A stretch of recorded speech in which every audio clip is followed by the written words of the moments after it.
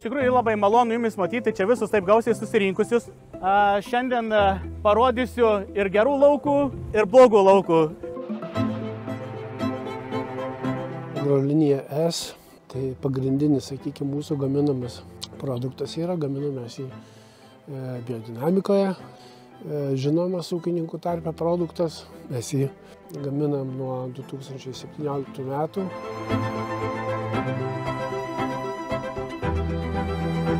Dažniausiai esame įpratę matyti pačius geriausius laukus, kaip sako, prižiūrėtus, numylėtus ir visa kita. O aš parodysiu realybę, kaip vyksta iš tikrųjų.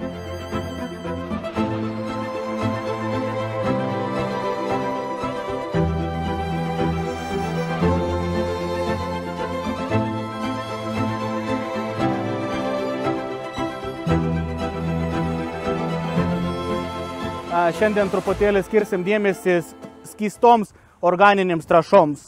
Pažiūrėsim truputėlį rapsą, kaip rapsas atrodo, kur buvo nušalęs ir padarėm tam tikrus darbus, kad pakelt jį. Visoje Lietuvoje šiais metais buvo stichijas tokios, kur labai ilgai laikėsi žemos temperatūros ir turėjom ganėtinai didelių iššūkių susitvarkyti su augalais, kaip juos, sakykime, užauginti tą aukštą derlingumą, ir apsaugoti skaitos nuo ligų. O nuo ligų apsaugoti sekės labai sudėtingai šiais metais. Tai, žodžiu, pradedam nuo pirmojo lauką. Ir čia yra veislė, tokį Brigens. Gaila, kad ir biški pabėgėlių tokių štais, kurie buvo nepageidaujami man. Turėjo būti stiklinis pasėlis, bet nebebus stiklinis pasėlis. Jeigu taip įeisit, pasižiūrėsit, tankums labai ir iš tikrųjų didelis. Sėjos vienetais, jeigu įvardinus, tai yra 300 skaitos daigių sėklų į kvadratą. Tai ir 3 milijonai skaitos sėta čia. Kas man patinka būtent iš Brigeno, kada nėra labai intensyviai veislė. Žemaitijos čia tos kalvos pas mūsų dirvožėm našums ir tarp 28-32 bonitetų. Jeigu pagal derlingumą lyginant, šakiuose turit 50, 60 ir visokių kitokių neturit. Tai mes turim čia pasistengti išlaikyti būtent tokį pasėlę, ne? Matot, nėra jokių plėmų, nėra kažkokių, sakykime, tokių išretėjimų. Visas pasėlis yra tolygus. Kodėl taip yra? Tai pirmiausiai, tai anksti pavasarį atidaviau po 250 kg granuliuotų kalkių. Iš paskos ėjo 250 kg kaulamilčių, 5-16-1 formulė, ne? Kai jau leidų galimybės, tada atidavinėjau kasą 200 litrų. Į kasą naudojau 0,5 litrą humusingas dirvas ir naudota. Prie humusingas dirvas įdėjau 7 litrus melasas, aktyvintas.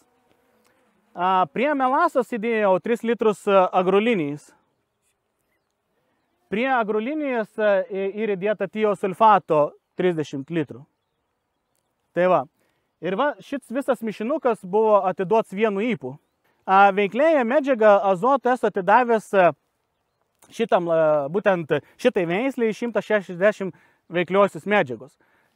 Šis pasėlis nėra reguliuots nei krūmėjimusi tarpsnyje, nei, sakykime, bamblėjimo tarpsnyje nėra naudots reguliatorius, nei dabar vamsdėlėjimo tarpsnyje irgi nebuvo naudota.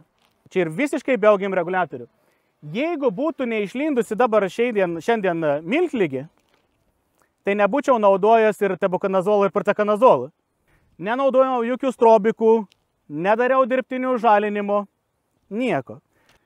Tai čia esu naudojęs 3 mitybinius perlapus, pavasarį skaitos, sakykime, 29-30 augimam tarpsnį, sakykime, 32-34 augimų tarpsnis, ir 39 tarpsnį buvo naudota agrolinija po 3 litrus buvo atiduota ir turbo po 3 litrus atiduota.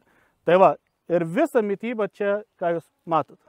Bendra savikaina yra atsistojus šito lauko apie 400 eurų.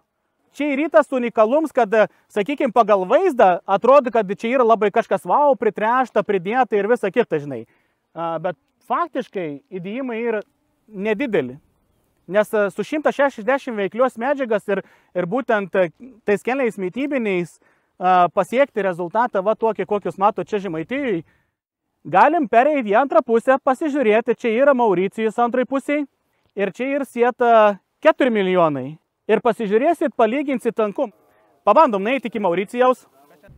Mauricijus kaip veislė buvo man mylima veislė, iš tikrųjų, kuri iš tikrųjų krūmydavos, duodavo gerą derlingumą, aukšti baltymai.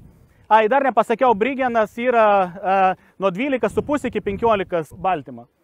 Mauricijus irgi būdavo tokį veislį, kur iš tikrųjų parodydavo savo rezultatus iš tikrųjų ir praeitais metais jau buvo liūdnas vaizdas ir šiais metais nedžiugin. Šis lauks nėra nei reguliuotas, nei naudoti fungicidai. Per 4 metus pavyko stabilizuoti viską, tai kaip dabar atrodo iš tikrųjų. Jis reikėdavo pasieti, suprantat, ir automatiškai augalai neauga. Nu neauga, čia neaugdavo. Gal kituose rajonuose, derlinguose dirvožemiuose, kur yra, sakykime, ten gal kitaip veikia būtent glifosatiniai purškimai. Čia padarai klaidą, čia neatleidžia. Nu čia Žemaitija, čia, pavyzdžiui, sakykime, kas liečia kritulius, žemas temperatūras, čia yra visiškai kitaip. Jeigu pažiūrėsim Šiaulių pusę, sakykime, tai ten šilčiau būna. Paimkim Kretingą, ten irgi šilčiau. Jeigu tai pažiūrėsim nuo Rietavo, sakykime, nuo aukščiausios autostrados vietos, taip žiūrės pro Rietavą žiūrint tą kampą, vis laiką šis ruožas būna daugiausiai nukentėjęs.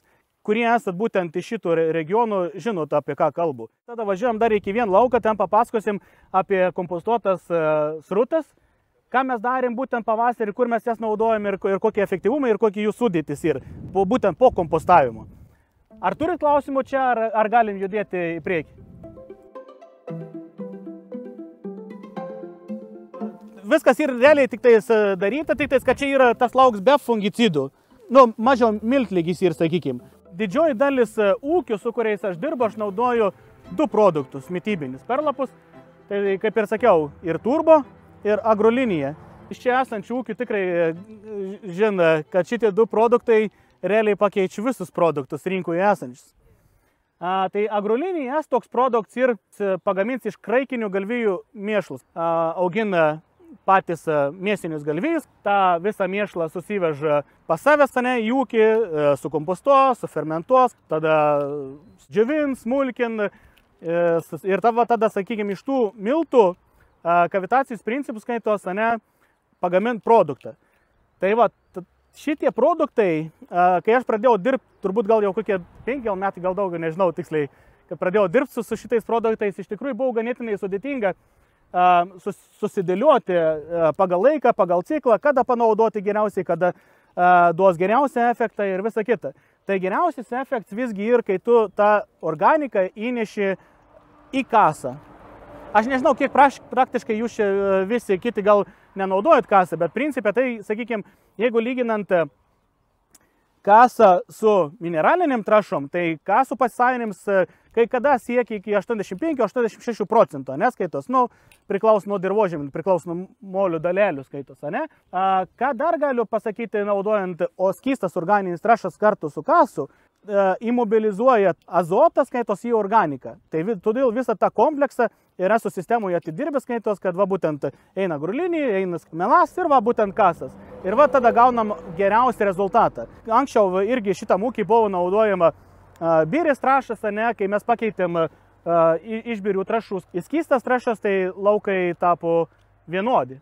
Tu lygiai visi patręšti, tu lygiai sudengta, nėra kažkokių persimetimų, galų laukių, nėra skeršų ir visa kita. Čia yra pagrindinės organinės medžiagos ir kaso principas, kaip veikia.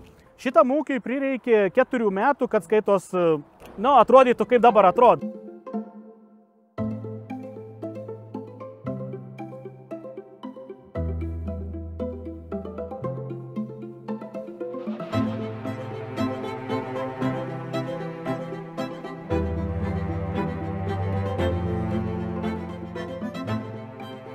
Čia yra dominatorius. Šis rapsas jis buvo realiai rimtai nušalęs, stipriai nušalęs, nes čia visi didžioji dalis laukų, ten kaimininiai laukai buvo stipriai sureagavę, kolegas vaštais ir iš mūsų rajono labai buvo pažeista. Tai ką aš padariau būtent šitam laukui, paėmėm po tų šalnų, praėjo kelias dienas, padarėm 2 tokius rimtesnius mitybinius skaitos perlapus. Ir tai ir buvo irgi ta pati agrolinė skaitos naudota po 3 litrus ir turbo naudotas, tas magnis, hieras, skaitos azots. Ir va dabar matom iš tikrųjų ganėtinai neblogą kaip ūkinį rapsą su pušalnų ir čia įdėjimai. Rudenį yra mapas atiduotas 100 kilų prie siektos herbicidai belkar su metazamiksu, kaip ir visi esame įpratos, targa.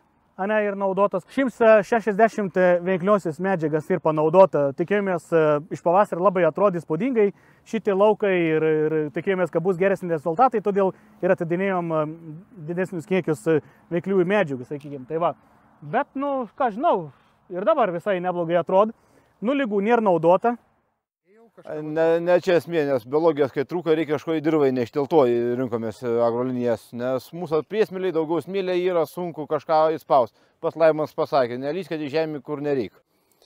Agrolinija S produktas, tai pagrindinis, sakykime, mūsų gaminamas produktas yra, gaminamas į biodinamikoje, čia tikriausia žinomas ūkininkų tarpe produktas, mes jį gaminam nuo 2017 metų. Tai pakankamai jau aiškus produktas. Įsitvirtinęs? Įsitvirtinęs, galima sakyti. Ūkininkai jį mėgsta. Išsibandė daugelis ir šiandien irgi esam lauko dienoj Žemaitijoje, šalia Telšių, kur konsultantas agronomas Laimonas Rusgaila pasakoja, rodo laukus, kuriuose naudojamos įvairios organinės trąšos, bet pagrindiniai mitybiniai purškimai daryti realiai su agrolinė S trąšomis. Ir matom, kaip augalai labai gerai atrodo. Taip, pakankamai, nežiūrint, kad buvo šalnos, augalai atrodo pakankamai gerai. Ir rapsų lauke buvom, kur šalnos stipriai buvo paveikę, bet matosi, kad augalai įsigaudinėja ir turbūt mums čia šalčiau. Ir ankštaras brandina. Tai, sakykime, nėra tai blogai iš tikrųjų.